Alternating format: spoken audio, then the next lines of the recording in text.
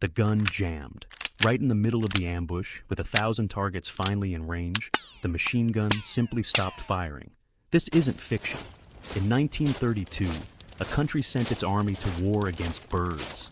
Actual soldiers, actual machine guns, an actual military campaign with a commanding officer and a name that would follow it into the history books. What happened next would become one of the strangest military failures on record. And it started, like most disasters, with good intentions. After the First World War, thousands of soldiers came home to a government offering them land. Cheap plots in a district called Campion, Western Australia. A fresh start built on wheat. It didn't stay simple for long. Wheat prices collapsed. Promised government support never fully arrived. Farmers who'd bet everything on this land were already struggling before a single bird ever showed up. They were exhausted, in debt, and running out of options. Then the emus arrived, roughly 20,000 of them, migrating inland during breeding season, straight into the middle of a farming district that couldn't afford the damage. They tore through fences built for something a fraction their size. They flattened crops that had taken months to grow and kept coming. The farmers had a crisis on their hands. So they did what people in a crisis do. They asked their government for help. Their government said yes, just not the kind of help anyone expected. Someone in power looked at a crop problem and reached for a military answer instead. The Minister of Defense approved sending in the army. Not pest control, not fencing crews. The military, armed with machine guns, dispatched to fight a bird population. On November 2nd, 1932, 3 soldiers from the Royal Australian Artillery arrived in Campion, carrying 2 Lewis machine guns, weapons built for trench warfare, now aimed at a wheat field. The plan sounded almost too easy. Find the emus, shoot the emus, go home.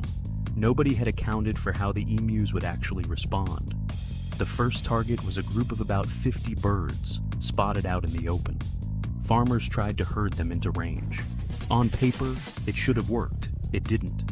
Emus can run faster than 30 miles an hour. And when threatened, they don't flee in one direction. They scatter, breaking into small, unpredictable groups, each bird running its own escape route. What looked like a single target dissolved into 50. The herd fell apart before a single clean shot was fired. So the soldiers waited for a bigger opportunity, and it came.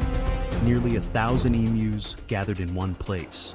The moment the entire operation had been building toward. The moment that would justify sending an army after birds in the first place. The soldiers held their position. They let the flock settle, let the birds bunch tighter together, exactly the way a textbook ambush is supposed to unfold. Everything was finally lining up. And that's when the gun jammed. Not a misfire, not a single missed shot. The entire weapon simply stopped, mid-ambush, at the one moment it needed to work. By the time it was working again, the birds were gone, scattered into the bush, as if they'd known exactly how much time they had. So the farmers improvised. Someone mounted a machine gun on the back of a truck, hoping to chase emus down while firing on the move. The terrain had other ideas. The truck bounced too violently over the rough ground for anyone to aim properly. And at one point, in the chaos of the chase, it simply collided with a fleeing emu. The emu walked away. The truck didn't. After 3 full days of this, the total kill count stood at around 30. 30 birds against a population estimated in the tens of thousands. The operation was quietly paused, but the story wasn't over yet.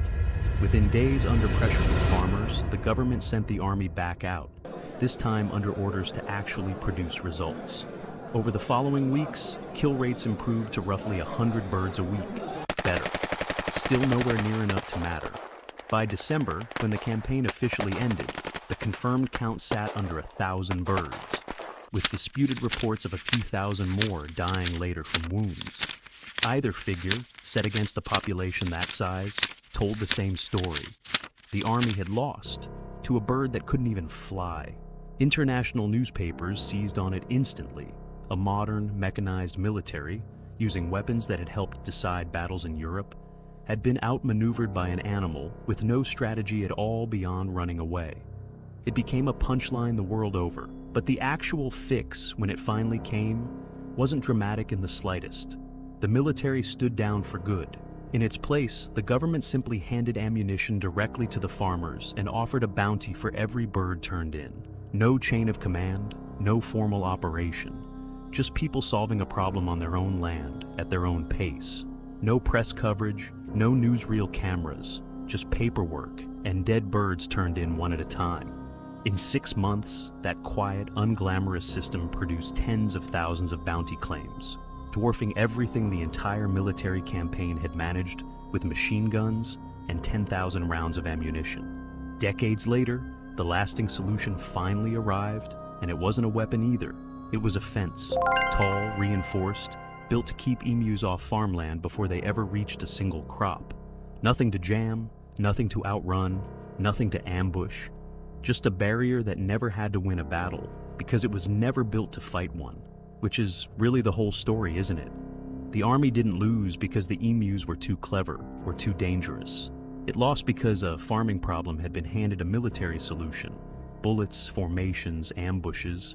When what the situation actually needed was patience, fencing, and people who understood the land it was happening on. The Great Emu War lasted barely 6 weeks. It's remembered today less as a war and more as a warning.